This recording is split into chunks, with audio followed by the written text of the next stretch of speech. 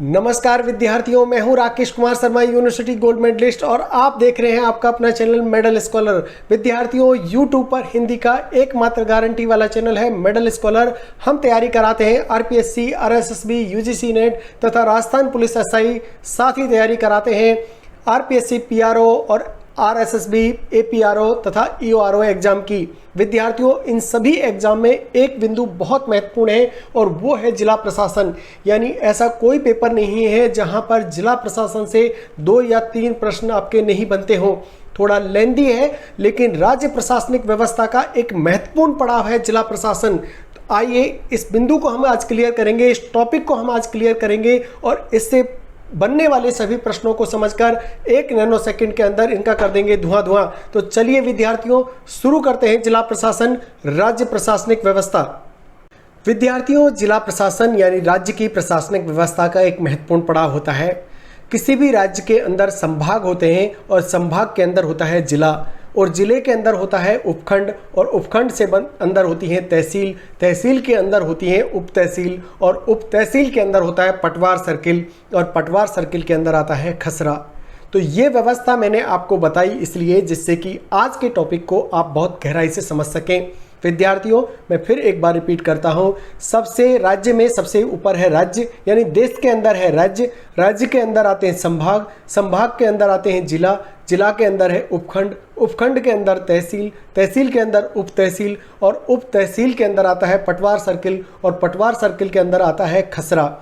तो इसी व्यवस्था के अंतर्गत आज का टॉपिक को हम अध्ययन करेंगे। जो भी राज्य होगा वहाँ का जो हेड होगा, प्रशासनिक हेड, वो होगा मुख्य सचिव। क्योंकि आज हम प्रशासनिक व्यवस्था का ही अध्ययन करेंगे, राज्य की प्रशासनिक व्यवस्था को ही देखेंगे। तो जो प्रशासनिक हेड हैं उनको सबसे पहले लेते हैं। राजनीतिक हेड मुख्यमंत्री है राज्य का, लेकिन क्योंकि आज हम प्रशासनिक व्यवस्था का अध्ययन कर रहे हैं तो हम प्रशासनिक हेड की बात करेंगे। राज्य का प्रशासनिक हेड होता है मुख्य सचिव, जो कि एक आईएएस होता है।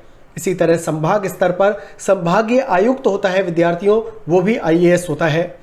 और जिला स्तर पर जिला कलेक्टर है, वो भी आईएएस होता है। उपखंड स्तर पर उपखंड अधिकारी होता है, जिसको हम एसडीओ या एसडीएम बोलते हैं।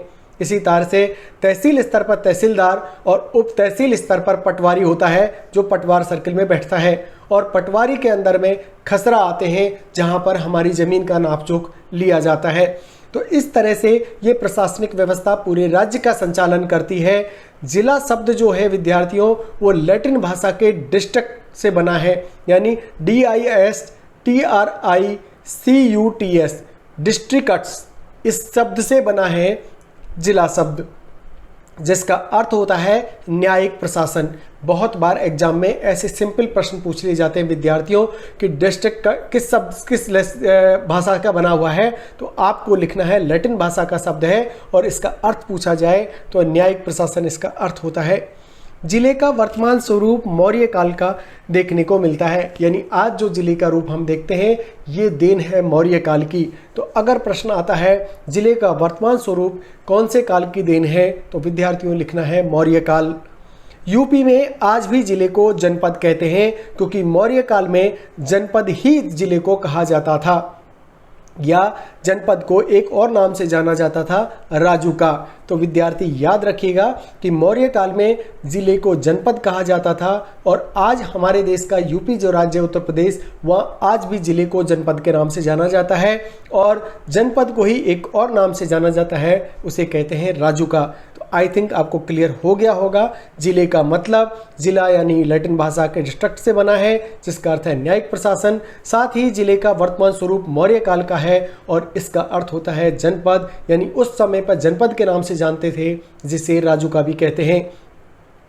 जिला शब्द का या जिला प्रशासन का संविधान में उल्लेख अनुच्छेद 233 में मिलता है। बहुत ही इंपॉर्टेंट फैक्ट बनता है कि कौन से अनुच्छेद में जिले का उल्लेख है, तो विद्यार्थियों याद रखिएगा अनुच्छेद 233 में जिले का उल्लेख मिलता है। विद्यार्थियों, 73वां संविधान संशोधन हुआ था और इसमें 64वां संविधान संशोधन जिले का था, यानी आप पंचायती राज जो आया था उसमें ये 2 संशोधन हुए थे, 73वां और 74वां। 74वां जो संविधान संशोधन है विद्यार्थियों, वो नगर पालिका से संबंधित है और 73वां संविधान संशोधन है वो पंचायती राज से संबंधित है। याद रखिएगा ये भाग 9 में है और ये हम पहले भी पढ़ा चुके हैं आपको। ये दोनों संशोधन 1993 में लागू हुए हैं और प्रधानमंत्री थे उस समय पीवी नरसिम्हा राव और राष्ट्रपति थे डॉक्टर शंकर दयाल शर्मा। तो याद रखिएगा 73वां संविधान संशोधन पंचायती राज से संबंधित है और 74वां संविधान संशोधन नगर पालिका से संबंधित है। दोनों ही संशोधन 1993 में आए। उस समय के प्रधानमंत्री अगर आपसे पूछे जाएं तो पीवी नरसिम्हा राव, राष्ट्रपति पूछे जाएं तो शंकर दयाल शर्मा। और संविधान के भाग 9 में जिला शब्द आता है और भाग 9 के जो है वो संबंधित है नगर पालिका का, भाग 9 संबंधित है वो आपकी पंचायती राज से संबंधित है। विद्यार्थियों, जिला कलेक्टर के बारे में बात कर लेते हैं क्योंकि जिले का हेड जिला कलेक्टर होता है। जिला कलेक्टर का पद 1772 में वारेन हेस्टिंग्स द्वारा सृजित किया गया था। ये प्रश्न आरपीएससी का बहुत ही फेवरेट प्रश्न है विद्यार्थियों। अधिकतर एग्जाम में ये प्रश्न पूछा गया कि आज जो जिला कलेक्टर का पद है वो किसके द्वारा सृजित किया गया था। तो 1772 में वारेन हेस्टिंग्स के द्वारा सृजित किया गया और इसे भू राजस्व अधिकार दिए गए। उस समय पर जो जिला कलेक्टर का पद बनाया गया था वो भू राजस्व अधिकार के लिए बनाया गया था और 1773 में इस पद को समाप्त कर दिया गया। यानी 1772 में ये पद वारेन हेस्टिंग्स ने बनाया, 1773 में इसे खत्म कर दिया। फिर बात आती है 1781 में जिला कलेक्टर का पद पुनः सृजित किया गया और 1787 में जिला कलेक्टर को भू राजस्व के साथ साथ दंड नायक मजिस्ट्रेट की शक्तियां भी दी गई और इसे लिटिल नेपोलियन की संज्ञा दी गई। बहुत ही महत्वपूर्ण प्रश्न है विद्यार्थियों। यानी लिटिल नेपोलियन जो कहा जाता है वो जिला कलेक्टर को कहा जाता है। ये बात आती है 1787 की, जब जिला कलेक्टर को भू राजस्व के साथ साथ दंड नायक यानी मजिस्ट्रेट की शक्ति भी दी गई, तब इसे लिटिल नेपोलियन की संज्ञा भी दी गई। 1793 में लॉर्ड कॉर्नवालिस ने इसकी शक्तियों को कम करने का प्रयास किया था। जिला कलेक्टर जिले का सर्वोच्च प्रशासनिक अधिकारी होता है और तथा संभागीय आयुक्त के निर्देशन में कार्य करता है। बहुत सारे विद्यार्थियों को कन्फ्यूजन रहता है संभागीय आयुक्त और जिला कलेक्टर की पावर्स के बारे में। मैं आपको बता दूं, जिला कलेक्टर संभागीय आयुक्त के अंडर में आता है, यानी जिले से बड़ा संभाग होता है। तो यही कारण है कि संभाग के अंदर में जिला आता है तो जिला कलेक्टर संभागीय आयुक्त के अंडर काम करता है। जिला कलेक्टर को जिले की आँख, कान और बाहें कहा जाता है। विद्यार्थियों, कई बार ऐसे सिंपल फैक्ट्स पूछ लिए जाते हैं और हमें पता नहीं होते हैं। जिला कलेक्टर को जिले की क्या कहा जाता है? आँख, कान और बाहें कहा जाता है। जिला कलेक्टर जिला प्रशासन की धुरी है, ये कहने वाले थे अटल बिहारी वाजपेयी जी। यानी अगर आपसे पूछा जाए ये कथन किसका है तो आप कहेंगे कि जिला कलेक्टर जिला प्रशासन की धुरी है, ऐसा कहने वाले थे अटल बिहारी वाजपेयी जी। कहीं दूसरी जगह जिलाधीश जैसा अधिकारी ना हुआ है और ना होगा। अगर इस कथन की बात की जाए तो ये कथन है रैमजे मैकडोनाल्ड का। विद्यार्थियों, याद रखिए, रैमजे मैकडोनाल्ड ने यह कथन कहा था कि कहीं दूसरी जगह जिलाधीश जैसा अधिकारी ना हुआ है और ना होगा। ये कहने वाले हैं रैमजे मैकडोनाल्ड। तो दो कथन मैंने आपको बताए।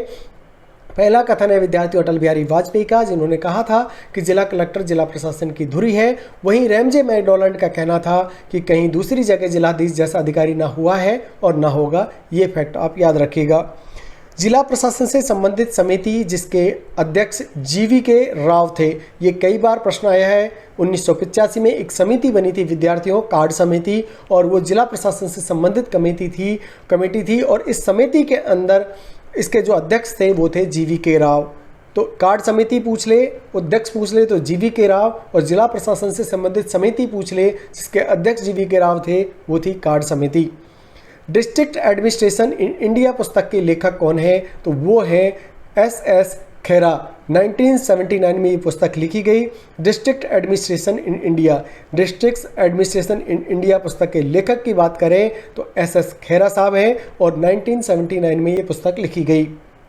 अब विद्यार्थियों बात कर लेते हैं जिलाधीश के अलग अलग रूपों की, यानी अलग अलग शक्तियों के साथ जिलाधीश जो होता है, जिला कलेक्टर जो होता है, उसका स्वरूप बदलता है, पद बदलता है। यहाँ पर बहुत सारे विद्यार्थियों को कन्फ्यूजन रहता है कि कभी जिला दंड नायक अवार्ड आ जाता है, कभी जिला कलेक्टर आ जाता है, कभी जिला विकास अधिकारी आ जाता है, तो कभी जिला प्रशासनिक अधिकारी आ जाता है। तो कब जिला आदमी वही है जिला कलेक्टर, लेकिन उसका रोल बदलता है शक्तियों के आधार पर। तो आइए करते हैं इस पर एक चर्चा कर लेते हैं, जिससे आज के बाद आपका कन्फ्यूजन ये दूर हो जाएगा। विद्यार्थियों, जिला कलेक्टर के जो रूप होते हैं वो एक बार होता है डीसी, दूसरी बार डीएम बनता है, फिर डीडीओ बनता है, फिर डीएओ बनता है। कब कब ये पद उसके पास आएंगे, आइए देखते हैं। जब जिला कलेक्टर के रूप में काम करता है यानी भू राजस्व संग्रहण का काम करता है तो जिला कलेक्टर कहलाता है। जब शांति और कानून व्यवस्था बनाए रखने का काम करता है तो जिला दंडनायक मजिस्ट्रेट कहा जाता है, यानी डीएम की तौर पे काम करता है। इसी तरह से जब योजनाओं को लागू करता है तो जिला विकास अधिकारी यानी डीडीओ कहलाता है। और जब चुनाव और जनगणना के प्रोटोकॉल को जारी करता है यानी कंट्रोल करता है तो जिला प्रशासनिक अधिकारी यानी डीईओ के तौर पे जाना जाता है। तो विद्यार्थियों, मैंने आपको बताया जिला कलेक्टर के अलग अलग रूप, जिनमें डीसी, डीएम, डीडीओ और डीएओ। आई थिंक इसके आज के बाद आपका ये कन्फ्यूजन हमेशा के लिए क्लियर हो गया होगा। अब बात कर लेते हैं जिला कलेक्टर के रूप में कार्यों की, यानी जिला कलेक्टर कौन कौन से कार्य करता है। पहला जो कार्य करता है विद्यार्थियों वो है भू राजस्व संग्रहण, जिसमें कि बहुत सारे टैक्सेस का कलेक्शन करता है, भू रिकॉर्ड का संरक्षण करता है, मूल्यांकन करता है, साथ ही सरकारी भूमि का उचित प्रबंधन करता है, सरकारी भूमि पर अतिक्रमण को रोकता है, कृषि ऋणों यानी जो अपनी कृषि ऋण है उनका वितरण करता है, जिसको तकाबी बोलते हैं, जिला बैंकर समन्वय समिति के रूप में कार्य करता है, जिला योजना केंद्र के रूप में कार्य करता है तथा भूमि संबंधी विवादों का निस्तारण भी करता है जिला कलेक्टर। तो बहुत सारे कार्य हैं विद्यार्थियों, आप कंफ्यूज नहीं हो गया, इससे प्रश्न ज़्यादातर नहीं आता है, बट एक व्यंगम दृष्टि आपको डालनी बहुत ज़्यादा ज़रूरी है कि जिला कलेक्टर कौन कौन से कार्य करता है। अब बात करते हैं जिला दंडनायक मजिस्ट्रेट के रूप में कार्यों की, यानी डीएम के रूप में होने वाले कार्यों से प्रश्न अवश्य ही बनता है। ऐसा कोई एग्जाम नहीं है यहाँ से आपको प्रश्न ना बना हो। विद्यार्थियों, जिले में शांति और कानून व्यवस्था बनाना, धारा 144 लगाना, यानी जब भी शांति और कानून व्यवस्था फेल होती है तो जिला दंडनायक मजिस्ट्रेट यानी डीएम जो जिला कलेक्टर ही होता है वो धारा 144 लगाता है। जिला पुलिस पर नियंत्रण रखता है। जिला पुलिस अधीक्षक और जिला दंडनायक जो डीएम होता है, एसपी और डीएसपी जो होते हैं वो भी इसी के अंडर में काम करते हैं, जिला कलेक्टर के अंडर में काम करते हैं। जिले के पुलिस थानों, चौकियों और जेलों का निरीक्षण करता है तो तब डीएम के रूप में करता है। दावा रहित संपत्ति का निस्तारण करता है, यानी ऐसी संपत्ति जो इस पर किसी का दावा नहीं है उसका डिस्पोजल करने का काम करता है जिला दंडनायक मजिस्ट्रेट यानी जिला कलेक्टर। विदेशियों के पासपोर्ट की जांच करने का अधिकार है तो केवल जिला दंडनायक मजिस्ट्रेट के पास है। अधीनस्थ मजिस्ट्रेटों पर नियंत्रण करना, जैसे एडीएम और एसडीएम पर नियंत्रण रखता है। शस्त्र और विस्फोटक पदार्थों के लिए लाइसेंस देने का काम भी जिला कलेक्टर करता है।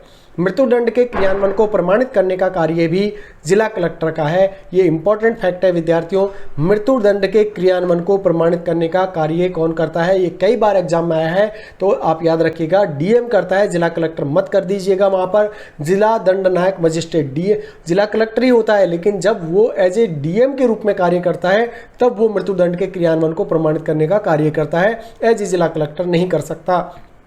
राज्य सरकार को जिले की वार्षिक अपराध रिपोर्ट भी सौंपता है जिला दंडनायक मजिस्ट्रेट। इसी तरीके से जिला विकास अधिकारी के रूप में जब कार्य करता है यानी डीडीओ के रूप में कार्य करता है तब कौन से कार्य हैं, आइए देखते हैं। जिले में सरकारी योजनाओं का क्रियान्वयन करना यानी निगरानी और मूल्यांकन भी जिला विकास अधिकारी के रूप में काम करता है, तब उसके काम में जिम्मे है। साथ ही जिला संपर्क अधिकारी के रूप में भी कार्य करता है जिला विकास अधिकारी। जिला जनसंपर्क अधिकारी जो है वो जिला विकास अधिकारी के रूप में जब डीडीओ के रूप में कार्य करता है तो उसके रोल में आता है जिला कलेक्टर। इसी तरह से जिला प्रशासनिक अधिकारी के रूप में जब डीएओ होता है तो कौन कौन से कार्य है, आइए देखते हैं। विद्यार्थियों, जिला निर्वाचन अधिकारी के रूप में कार्य जिला प्रशासनिक अधिकारी का होता है। जिला प्रोटोकॉल अधिकारी के रूप में जिला कोषागार और उपकोषागार का नियंत्रण रखता है। जिला जनगणना अधिकारी के रूप में, आपदा निवारण अधिकारी के रूप में राष्ट्रीय पर्वों पर ध्वजारोहण का कार्य भी करता है जिला प्रशासनिक अधिकारी के रूप में।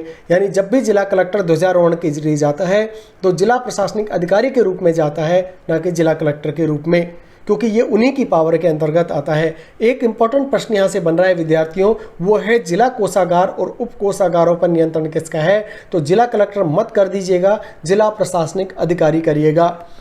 पद वही है लेकिन रूप बदल जाता है। इसी तरीके से उपखंड पर उपखंड अधिकारी एसडीओ और एसडीएम क्या करते हैं, यानी उपखंड स्तर पर जब एसडीओ और एसडीएम होते हैं, तहसील से ऊपर का स्तर होता है, वहाँ पर क्या कार्य होते हैं, आइए एक विहंगम दृष्टि इस पर भी डाल देते हैं। जिले को उपखंड में विभाजित किया जाता है। उपखंड का सर्वोच्च प्रशासनिक अधिकारी उपखंड अधिकारी यानी एसडीओ होता है। प्रशासनिक कार्य देखता है एसडीओ। जब शांति कानून व्यवस्था देखता है तो उपखंड मजिस्ट्रेट के रूप में कार्य करता है। उपखंड अधिकारी एसडीओ और एसडीएम राजस्थान प्रशासनिक सेवा यानी आरएस का अधिकारी होता है, यानी उपखंड स्तर तक ये लोग जाते हैं। एसडीएम होता है प्रथम श्रेणी का कार्यपालक मजिस्ट्रेट और उपखंड अधिकारी जिला कलेक्टर के निर्देशन में कार्य करता है। और इसके कार्य क्या होते हैं, भू राजस्व संग्रहण अधिकारी के रूप में, प्रशासनिक अधिकारी के रूप में और न्यायिक अधिकारी के रूप में। एक तरीके से जिला कलेक्टर का असिस्टेंट होता है एसडीओ, यानी उपखंड स्तर पर जिला कलेक्टर को रिपोर्ट करता है और जो जिला कलेक्टर काम कराना चाहता है उसकी पावर के वो काम होते हैं भू राजस्व संग्रहण, भू रिकॉर्ड का संरक्षण मूल्यांकन, सरकारी भूमि का उचित प्रबंधन, सरकारी भूमि पर अतिक्रमण रोकना। ये सारे काम उपखंड स्तर पर एसडीओ करता है, जो जिला कलेक्टर जिला लेवल पर देखता है। अब विद्यार्थियों देखते हैं तहसीलदार और तहसील स्तर पर जो तहसीलदार होता है वो क्या क्या काम करता है, आइए एक दृष्टि उस पर भी डालते हैं। विद्यार्थियों तहसील में तहसीलदार होता है और उपखंड को तहसील में विभाजित किया जाता है, यानी जिले को उपखंड में, उपखंड को तहसील में विभाजित किया जाता है। हमने लेक्चर शुरू करने से पहले ही मैंने आपको ये बता दिया था। तहसील का सर्वोच्च प्रशासनिक अधिकारी तहसीलदार होता है, जो आरटीएस का अधिकारी रहता है। तहसीलदार द्वितीय श्रेणी का कार्यपालक मजिस्ट्रेट होता है। तहसीलदार का चयन आरपीएससी द्वारा, लेकिन नियुक्ति राजस्व मंडल द्वारा की जाती है। बहुत ज़्यादा इंपॉर्टेंट बनता है, कई बार ये पूछा गया है तहसीलदार की नियुक्ति कौन से डिपार्टमेंट द्वारा की जाती है, तो याद रखिएगा राजस्व मंडल द्वारा। तहसीलदार उपखंड अधिकारी के निर्देशन में कार्य करता है, यानी जो एसडीओ होता है उसके अंडर में ये काम करता है। तहसील अरबी भाषा का शब्द है जिसका अर्थ है माल गुजारी वसूलने वाली इकाई। पहले टाइम में तहसील को माल गुजारने वाली, यानी जो भी टैक्स लगते थे वो वहाँ से कलेक्ट होते थे। तहसील का मुख्य कार्य है राजस्व वसूलना, अन्य कार्य है प्रशासनिक कार्य और न्यायिक कार्य। राजस्थान में सर्वप्रथम 1781 में अलवर रियासत में तहसील प्रशासन का स्वरूप देखने को मिला था, यानी राजस्थान में पहली बार जो आपको अलवर रियासत में तहसील प्रशासन तहसील बनी थी, तो अलवर रियासत में बनी थी 1781 में। तहसील प्रशासन का स्वरूप अगर राजस्थान में सबसे पहली बार देखने को मिला तो अलवर जिले में मिला 1781 में। बहुत इंपॉर्टेंट फैक्ट है विद्यार्थियों, याद रखिएगा। राजस्व प्रशासन की इकाइयाँ क्या क्या होती हैं देख लेते हैं। तहसील स्तर पर तहसीलदार, उप तहसील स्तर पर नायब तहसीलदार, पटवार सर्किल पर कानून गो, गिरदावर या राजस्व निरीक्षक जिसे आरआई बोलते हैं, और खसरे लेवल पर होता है पटवारी, लेखपाल या कारनामा या तलेही। अलग अलग स्टेट में अलग अलग नाम है, इसीलिए मैंने आपको सारे नाम दे दिए हैं। तहसील में तहसीलदार, उप तहसील पर नायब तहसीलदार और पटवार सर्किल में कानून गो या गिरदावर और राजस्व निरीक्षक होता है। खसरा स्तर पर होता है पटवारी, लेखपाल या कारनाम या तलही। तो इस तरह से पटवारी के ही नाम है ये। यूपी में लेखपाल बोलते हैं, तमिलनाडु में कारनाम बोलते हैं और महाराष्ट्र में तलही बोला जाता है। इसी तरह से पटवार जो सर्किल होता है उसमें कानून गो, गिरदावर और राजस्व निरीक्षक जो पटवारी से ही प्रमोशन होकर के बनते हैं वो आपको यहाँ पर देखने को मिलते हैं। अब बात कर लेते हैं पटवार या पटवारी, यानी ग्राम स्तर का राजस्व प्रमुख होता है पटवारी। पटवार का स्वरूप मुगल काल में देखने को मिलता है, यानी पटवार जो क्षेत्र है वो मुगल काल से आया है। पटवार का चयन अधीनस्थ सेवा चयन बोर्ड द्वारा, जबकि नियुक्ति राजस्व मंडल द्वारा होती है। याद रखिएगा, जिस तरह से तहसीलदार का चयन होता है आरपीएससी द्वारा, नियुक्ति राजस्व मंडल द्वारा होती है, इसी तरह से पटवारी का चयन तो अधीनस्थ सेवा चयन बोर्ड करता है, लेकिन नियुक्ति करता है राजस्व मंडल। पटवार ट्रेनिंग स्कूल, कई बार प्रश्न आता है विद्यार्थियों पटवार ट्रेनिंग स्कूल से संबंधित। पटवारी के एग्जाम में तो पूछा ही जाता है, ये बहुत बार अब पुलिस के एग्जाम में भी पूछा जाता है। यानी कोटा के अंदर है, टोंक के अंदर है, जोधपुर, देवरी जो उदयपुर में है, अलवर में है, गजसिंहपुर जो गंगानगर में है, यहाँ पर पटवारी के ट्रेनिंग सेंटर्स हैं। मैं फिर से रिपीट कर देता हूँ, कोटा, टोंक, जोधपुर, देवारी, उदयपुर, अलवर और गजसिंहपुर गंगानगर में है। विद्यार्थियों, ग्राम पंचायत को संगठित करने का निर्देश संविधान के अनुच्छेद 40 में दिया हुआ है। ये प्रश्न आपको पूछा जा सकता है आने वाली एग्जाम्स में। ग्राम पंचायतों को संगठित करने का निर्देश किस अनुच्छेद में दिया है संविधान के, तो संविधान के अनुच्छेद 40 में ये दिया हुआ है। विद्यार्थियों, बहुत सारे लेक्चर्स हम कंप्लीट कर चुके हैं। आप प्ले लिस्ट में जाकर के अपने अपने लेक्चर्स को कंप्लीट करिए, देखिए। की नोट्स के साथ में आपको कोई नोट्स बनाने का झंझट नहीं है। आप महंगे से महंगे कोचिंग संस्थानों में जाते होंगे, आपने पैसे भी बर्बाद किए होंगे, अब तक 1 2 3 कोचिंग्स भी की होंगी, लेकिन आपने कहीं भी इस स्तर का कंटेंट नहीं देखा होगा। इस स्तर के हैंड रिटन नोट्स आपको बना के कहीं भी नहीं दिए होंगे। विद्यार्थियों, हम आपके लिए मेहनत करते हैं और मैं आशा करता हूं आप सभी से कि आपने चैनल को जरूर सब्सक्राइब किया होगा। एकमात्र हमें ऊर्जा मिलती है तो आपके सब्सक्रिप्शन से। जब आप सब्सक्राइब करते हैं ना विद्यार्थियों, तो हमें आगे पढ़ाने का मन करता है, आपसे जुड़ने का मन करता है कि मेरे विद्यार्थी वेट कर रहे होंगे। जब संख्या बढ़ती है ना, तो मुझे मन करता है आपको नए नए नोट्स देने का, पढ़ाने का। आपका एक कमेंट हमें ऊर्जा से भर देता है। यही कारण है कि आप सभी हमारे चैनल से जुड़ें, फ्री में पढ़ें। किसी तरह का कोई भी हम कोर्स नहीं बेचते हैं। बाकी चैनल पर आपको एक छोटी सी इंफॉर्मेशन देंगे और सीधा मुद्दे की बात पे आते हैं कि आप हमारा कोर्स ज्वाइन कर लीजिए। यानी वो कोई भी इंफॉर्मेशन, हर चीज़ की कीमत वसूलते हैं आपसे, और फिर भी आप उन्हीं चैनल से जाकर के जुड़ते हैं। हमारा चैनल फ्री ऑफ कॉस्ट है, बिना किसी शुल्क के आपको मेहनत के साथ नोट्स भी देता है। आप इनका प्रिंट निकलवा सकते हैं, डाउनलोड कर सकते हैं, स्क्रीनशॉट ले सकते हैं। विद्यार्थियों, इससे ज़्यादा सुविधा मैं नहीं समझता कि यूट्यूब के किसी चैनल पर आपको मिलेगी। तो आज ही जुड़िए, आज ही ज्वाइन करिए। साथ ही बहुत सारा कंटेंट और भी है। एक छोटा सा संदेश मैं आपके लिए देना चाहता हूँ, तो उसको शुरू करते हैं। विद्यार्थियों, ये सब वीडियोज़ की लिस्ट है। आप स्क्रीन पर जो भी वीडियोज़ देख रहे हैं, ये सब हम पढ़ा चुके हैं। आप प्ले लिस्ट में जाइए, देखिए, एक एक वीडियो को कंप्लीट करिए। रामचरितमानस बालकांड जो आरपीएससी फर्स्ट ग्रेड का सिलेबस है, यकीन मानिए जैसा मैंने पढ़ाया है ना, वैसा कोई नहीं पढ़ा सकता। इसी तरह से कैसे आप देखिए, साकेत के नवम सर्ग को देखिए, बिहारी रत्नाकर को देखिए, कबीर ग्रंथावली को देखिए।